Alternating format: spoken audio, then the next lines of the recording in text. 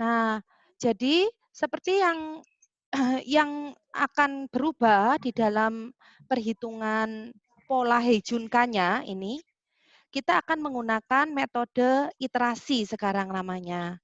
Nah, untuk menyusun pola Heijunka-nya ini, kalau di Bu Linda dia menggunakan satu rumus ya. Rumusnya adalah calculation rasio dari tiap produk itu diperoleh dari rasio produk. Nah, rasio produk ini, rasio tiap produk dikalikan ya. Rasio produk dikalikan dengan iterasi dikalikan jumlah yang telah dipilih. Nah, atau jumlah produk yang sudah dikerjakan.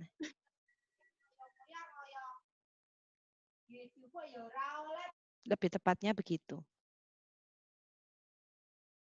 Sehingga seperti yang tadi sudah saya jelaskan yang kalian mungkin tidak nampak, pada iterasi ke-1 tuliskan rasio yaitu produk A rasionya 0,471, rasio produk B 0,294, produk C rasionya 0,235 seperti tadi. Calculation rasio adalah rasio dikalikan iterasi. Jadi pada iterasi yang pertama, rasio semua kalikan 1. Setelah itu sederhanakan, seperti tadi pilih yang calculation rasionya terbesar. Sehingga ini kenapa dikasih warna kuning. Berarti kesimpulannya di iterasi ke-1, A kepilih. Berarti pola Heijunka-nya seperti yang ada di sini. Kepilih pertama kali. Jadi di sini ditandai dengan 1. Jadi urutan pertamanya nanti adalah A. Nah ini yang saya bilang memang tidak sama persis dengan PPT kita. Tapi nggak apa-apa, sementara saya asumsikan kita akan tetap menggunakan metode iterasi yang kita sudah lihat juga di slide PPT-nya Toyota, ternyata juga sama caranya. Nah, nanti saya tadi sudah menerangkan bahkan sampai iterasi ke-5. Di iterasi kedua caranya sama. Masih banyak aja yang harus diadmit. Pada iterasi kedua prinsipnya sama, rasio kita kalikan dengan iterasi, sehingga seperti tadi Bu Anissa bilang, pertama 0,471 kali 2, yang kedua 0,294 kali 2, 0,235 kali 2. Semua kalikan iterasi. Yang membedakan adalah kalau produk itu sudah pernah dikerjakan di iterasi sebelumnya, maka dia harus dikurangi. Nah, seperti ini. Sehingga produk A pada iterasi kedua harus dikurangi 1. Karena dia sudah pernah terpilih 1 kali. Sudah begitu aja. Nah, berikutnya kalian sederhanakan. Hasil penyederhanaan iterasi kedua itu kalian bisa lihat di sini. Nah, ini yang Bu Anissa tadi saya sampaikan. Jadi 0,471 kali 2 dikurangi 1 itu hasilnya min. Min 0,058, B itu 0,58, C disederhanakan 0,47. Berarti pada iterasi yang kedua kita dapatkan rasio calculation rasio yang terbesar adalah produk B. Berarti produk B terpilih. Berarti kesimpulannya sampai iterasi kedua, Bu Anissa tadi juga sudah ngomong, A sudah dikerjakan 1 kali, B sudah dikerjakan 1 kali. Berarti pada iterasi yang ketiga, maka nanti rasionya kita kalikan 3, jadi 0,471 kali 3, tapi karena A sudah pernah dikerjakan 1 kali, maka tetap dikurangi 1. Yang B, tetap rasionya kita kalikan 3. Nah, karena B barusan saja juga baru terpilih, makanya tadi saya bilang, lihat dari warna kuning di atasnya aja. Kalau warna kuningnya sudah pernah muncul 1 kali, berarti dia sudah dikerjakan 1 kali, berarti ini nanti harus dikurangi 1. Nah, berikutnya yang untuk yang iterasi ketiga, berarti karena C belum pernah terpilih sama sekali atau belum pernah dikerjakan, tetap 0,253 dikalikan 3. Sama seperti tadi, hasil penyederhanaan iterasi ketiga adalah ini, 0,413, min ini, kemudian ini 0,75. Ternyata dari hasil penyederhanaan tadi, kita dapatkan ternyata C memiliki calculation rasio paling besar. Berarti dari iterasi ketiga, C terpilih untuk dikerjakan.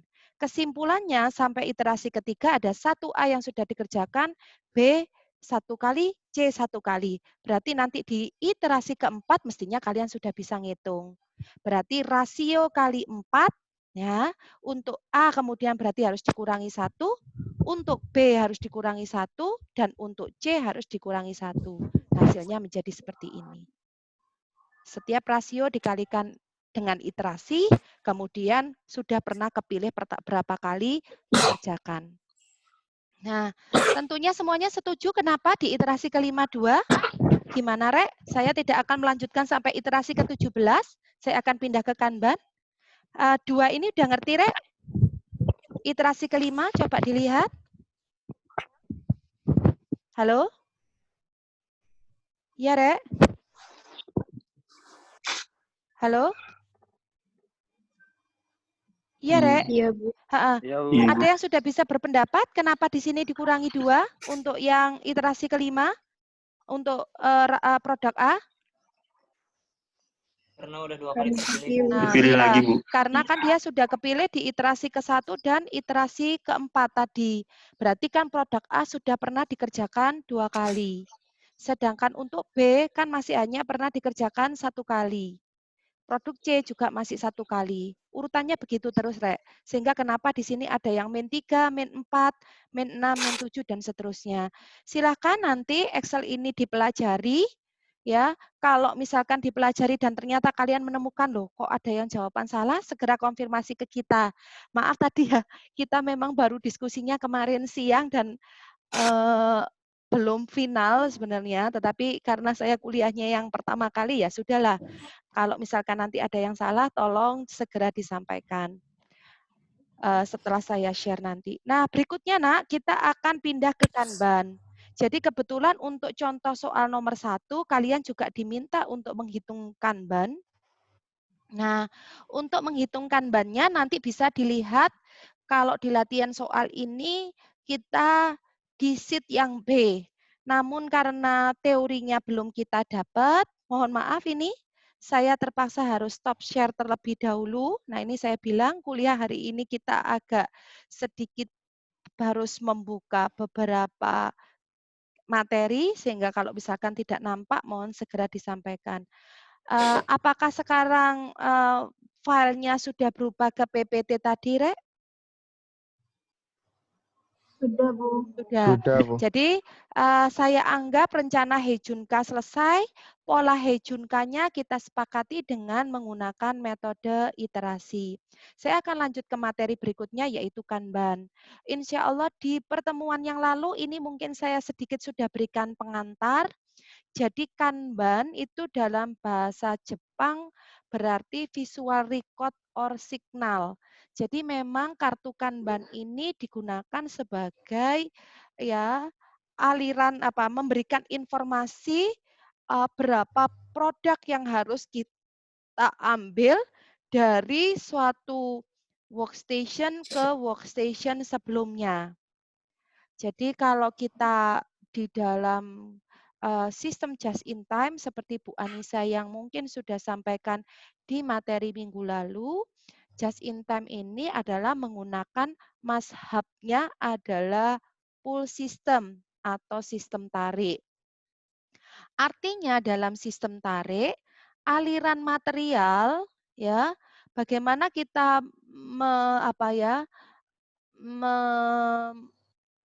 mau ngomongnya? Pada saat kita akan mengambil material, itu kalau di dalam konsep yang biasanya kan, misalkan kita bikin donat nih paling gampang. Kalau kita bikin donat dengan proses pertamanya adalah tadi misalkan pencampuran, kemudian proses kedua adalah pengadonan, ketiga adalah penggorengan, maka kita selama ini aliran kita adalah push system. Jadi kalau push system yang terjadi adalah kalau sekarang kita berada di posisi pengadonan, yaitu pada proses yang kedua, pasti aku mau ngode nih, tolong aku kirimin ya hasil pencampuranmu. Nah, berarti kalau dari push system itu, aliran informasi mengalir sesuai dengan aliran produksi. Jadi dari 1 ke 2, Kemudian kalau sudah selesai diadoni, maka berikutnya dia akan mempush berapapun yang dia berhasil diadoni akan dikirimkan kepada bagian penggorengan. Nih kamu tak kirimi ya. Semuanya terserah ya, pokoknya kamu harus bisa nggak bisa apapun yang sekarang tak adoni kamu harus bisa goreng. Itu yang kita sebut dengan push system. MRP dan seterusnya itu menggunakan mazhab push system. Nah, kalau di sistem tarik itu dibalik, nah. Dengan tadi analogi kita punya 3 proses, maka kalau di dalam konsep just in time, maka aliran pengendalian produksinya dimulai dengan begini. Mereka akan mengirimkan kartu untuk memerintahkan suatu work center menghasilkan material. Jadi ceritanya kalau di dalam just in time justru dibalik. Bagian goreng mau goreng berapa unit, maka berikutnya dia baru akan mengirimkan Kanban ya untuk menginstruksikan, aku ini loh hari ini sesuai dengan rencana Heijunka, saya akan membuat donat coklat sebanyak 20, donat stroberi sebanyak 10. Maka baru dia akan memberikan instruksi kepada stasiun kerja sebelum untuk produksi yoyo kalau gitu, tolong bikinkan adonan sebanyak 30. Itu kurang lebih gambarannya. Jadi untuk memberikan instruksi itu, maka dia akan nanti mengirimkan yang disebut dengan Kanban produksi. Nah, Kanban produksi kalau kita lihat kemarin sekilas, kurang lebih bentuknya seperti ini. Jadi di dalam Kanban produksi dia akan memberikan instruksi item name. Jadi misalkan tadi kamu sekarang berarti harus membuat adonan tipe X misalkan. Nah, misalkan untuk membuat donat coklat kita punya beberapa jenis adonan. Nah, kita tulis saja. Kita memberikan instruksi ya kepada proses tadi, proses sebelum. Kalau di sini berarti proses sebelumnya tadi misalkan adalah pengadonan gitu ya. Tolong buatkan produk ini. Nah, card type-nya ini berarti nanti adalah untuk membuat donat coklat. Nanti kalau sudah selesai, letakkan di rak ini. Sehingga saat dia akan mengambil adonan tadi, dia akan langsung menuju kepada rak yang sudah didefinisikan. Dan yang menarik adalah pada saat tadi dia sudah menginstruksi penggorengan, menginstruksi kepada bagian pengadonan, yang menarik, bagian penggorengan pada saat mengambil barang pun dia nggak boleh asal lek basa Jawa comat-comot tanpa ngomong-ngomong. Jadi langsung datang ke bagian pengadonan langsung ngambil kemudian nggak ngomong apa-apa, diem tok ae. Maka di dalam konsep just in time, setiap pengambilan harus diikuti dengan Kanban tarik. Nah, jadi Kanban tarik itu adalah Kanban yang disertai setiap nanti subsequent proses, kalau di contoh analogi Bu Anissa ngasih tadi proses donat, subsequent prosesnya adalah penggorengan, sedangkan preceding prosesnya tadi adalah pengadonan. Maka setiap penggorengan akan ngambil ke bagian pengadonan, item yang akan diambil, dia harus bawakan bantare ini. Dan ini yang Bu Anissa seperti sampaikan, kalau kalian bekerja di bagian PPIC di perusahaan yang menggunakan konsep just in time, tugas kita adalah menghitung berapa banyak kanban yang harus mengalir dalam satu hari. Tentunya salah satunya dipengaruhi oleh demand. Berapa permintaan harian itu akan mempengaruhi jumlah kartu Kanban yang harus beredar dalam satu hari. Nah, sehingga nanti operator akan menggunakan kartu-kartu Kanban yang sudah dihitung oleh PPIC itu untuk dialirkan ya, untuk dipindahkan dari satu stasiun kerja ke stasiun kerja yang lainnya. Dan insya Allah di materi kemarin sudah saya sampaikan ini. Isu number. Jadi yang ada isu number itu hanya di withdrawal Kanban atau Kanban tarik. Jadi kalau ini ada contoh kartu Kanban ini berarti adalah Kanban keempat dari 8 kartu Kanban yang harus mengalir dari satu hari. Sehingga nanti dalam satu hari yang sangat menarik, kalau di dalam just in time semuanya itu sudah diatur. Berapa yang mau diambil itu sudah diinstruksikan semua lewat Kanban. Bentuknya hanya kartu aja dan biasanya ini seperti kalau kalau kalian jadi peserta tes itu loh. Jadi biasanya ditaruh di vinil, dikasih plastik tebal supaya kartu ini gak gampang lecek gitu aja. Jadi cukup sederhana kalau kita lihat, beda dengan sistem produksi Eropa yang biasanya kelihatan canggih-canggih begitu ya. Nah, sekarang kita akan fokus ke perhitungan jumlah kartu Kanban, karena kemarin saya sudah sampaikan, yang lainnya adalah sifatnya pengetahuan, terkait dengan peraturan Kanban dan seterusnya, silahkan dibaca. Tapi yang jelas yang kita bisa lihat secara sekilas, dari peraturan-peraturan ini menunjukkan seperti yang Bu Anissa sampaikan. Ini kok tiba-tiba sudah peraturan kedua ini.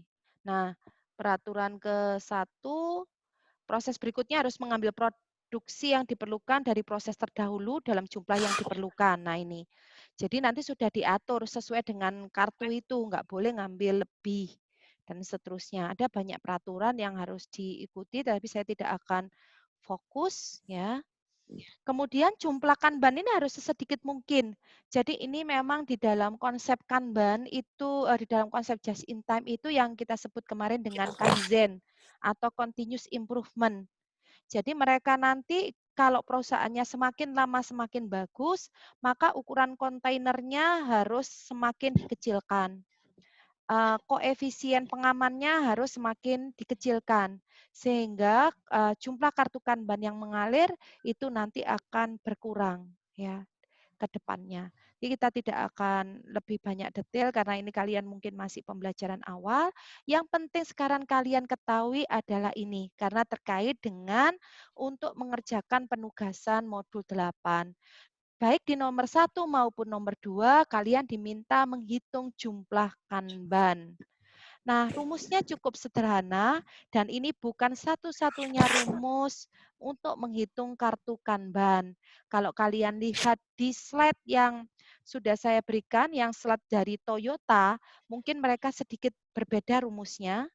Dia di D dikalikan dengan Z kalau nggak salah. Sedangkan Z sendiri dihitung terlebih dahulu.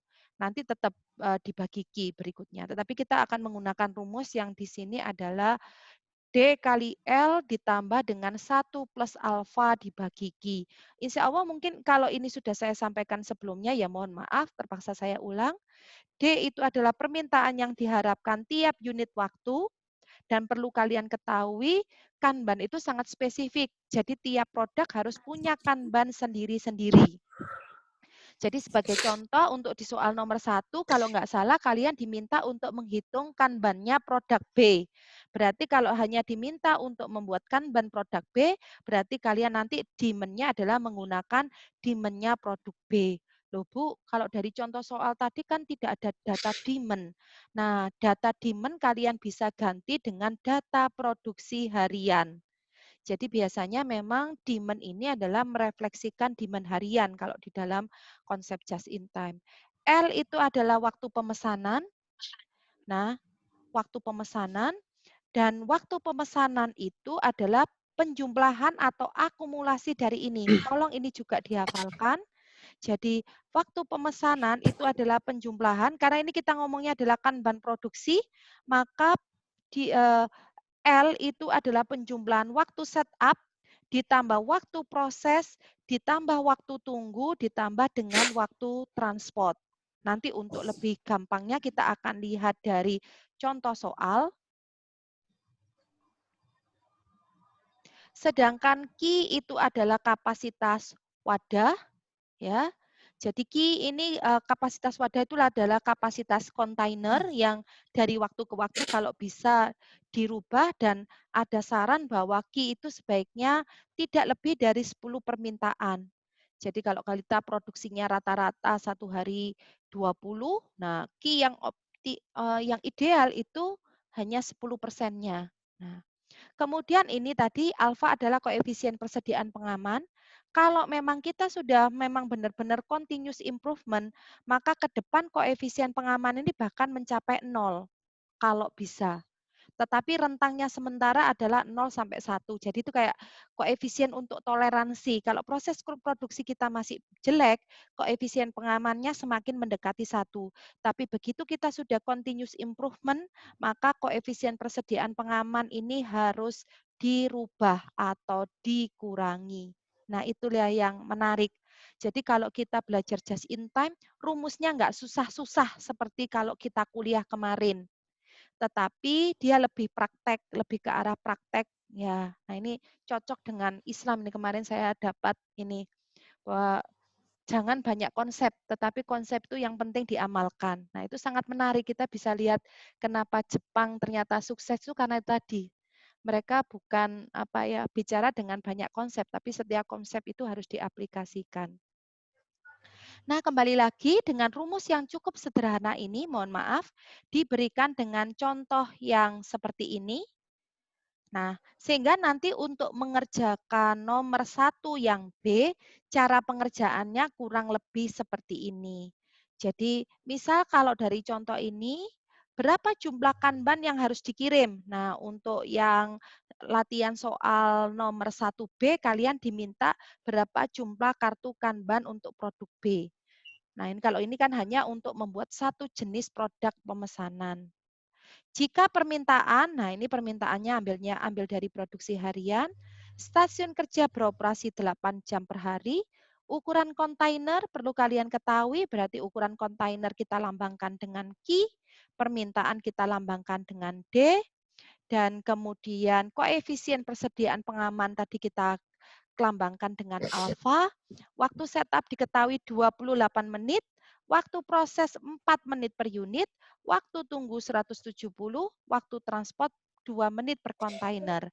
Perlu kalian ketahui untuk waktu-waktu ini, selain waktu proses, semuanya adalah per lot atau per kontainer. Jadi waktu setup ini 28 menit itu sudah untuk membuat satu lot. Sama seperti kalau kita membuat RCCP dan CRP kemarin. Jadi mohon maaf kalau di sini tidak ada tulisannya, saya tambahi saja. Waktu tunggunya adalah 170 menit, saya asumsikan juga per lot atau per kontainer sama saja. Mungkin kalau ini saya ganti aja per kontainer sesuai dengan yang di apa. Jadi semuanya sudah per kontainer, hanya waktu proses saja yang satuannya adalah per unit. Sehingga pada saat kalian menghitung L, di mana L itu adalah penjumlahan waktu setup, waktu proses, waktu tunggu, dan seterusnya, tentunya nggak boleh langsung dijumlah hanya 28 tambah 4 tambah 170 tambah 2. Kenapa? Karena yang ini satuannya masih per unit. Supaya satuannya menjadi per kontainer juga, maka langkah berikutnya, untuk yang waktu proses kalikan dengan ukuran kontainer. Jadi di sini 4 kali 25, 25 ini adalah ukuran kontainernya. Sehingga kalau ini 4 menit per unit, dikalikan dengan 25 unit per kontainer. Hasilnya kan nanti menjadi 100 menit per kontainer. Logikanya kan gitu aja. Satu produk butuh 4 menit, tapi satu kali angkut saya 25 produk, berarti kan total waktu proses produksi kita adalah 100 menit. Itu yang kalian harus hati-hati. Nah, berikutnya setelah ini kita jumlahkan, kita tentunya sepakat ini satuannya masih menit. Sedangkan demand kita satuannya adalah hari. Maka jangan lupa L harus dikonvert menjadi hari. Jadi dari satuan menit, kalian rubah menjadi satuan hari. Tentunya cukup mudah karena di sini sudah diketahui bahwa stasiun kerja beroperasi 8 jam per hari, 1 jam adalah 60 menit, maka tentunya yang atas ini tinggal dibagi 60 kali 8. Jadi 60 kali 8 ini adalah jumlah menit kerja dalam satu hari. Sehingga lead time kita sekarang menjadi satuan hari. Itu yang jangan lupa. Jadi lead time atau waktu pemesanan menyesuaikan dengan unit dari permintaan. Kalau sudah berarti sudah ketemu, masukkan ke dalam rumus. D kali L. D-nya tadi 100, L-nya barusan kita hitung 0,625, 1, alfanya 0,1 dibagi 25. Berarti ini sederhanakan dulu. 1 ditambah 0,1 kan 1,1, kemudian 100 kali 0,625 kali 1,1. Alias 110 dikalikan 0,625, kemudian dibagi 25, hasilnya 2,75. Perlu kalian ketahui untuk menentukan Kanban tentunya tidak mungkin kita punya kartu 2,75.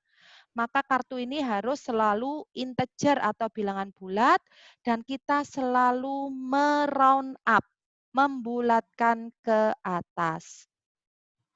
Jadi kalau di sini saya membutuhkan 2,75 kartu, kesimpulannya kita harus mengeluarkan 3 kartu Kanban. Sampai sini bisa diikuti, Rek? Ada yang mau ditanyakan terkait dengan jumlah kartu Kanban ini? Bisa?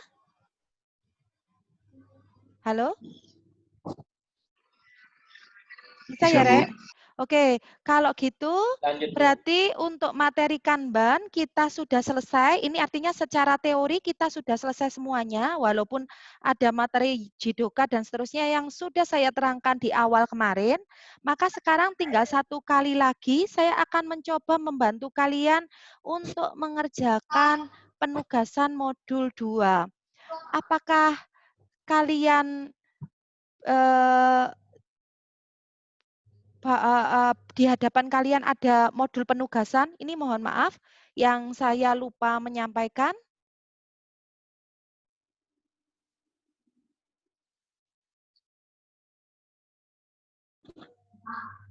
Ada yang bawa modul sekarang?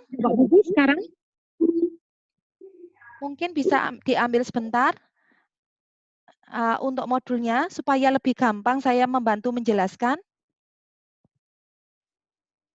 Atau kalian mau saya tampilkan dulu Word modulnya? Untuk modul 2, penugasan modul 2. Gimana, Rek? Mohon konfirmasinya secepatnya.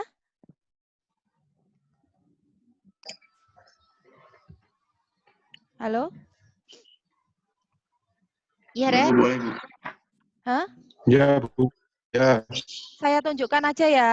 Jadi karena waktunya cuma tinggal 8 menit, saya akan buka terlebih dahulu soal modul soal tugas nomor 2 di modul 8. Setelah itu baru akan saya tunjukkan template untuk pengerjaan Excel-nya. Silakan absen terlebih dahulu, waktunya tinggal 8 menit.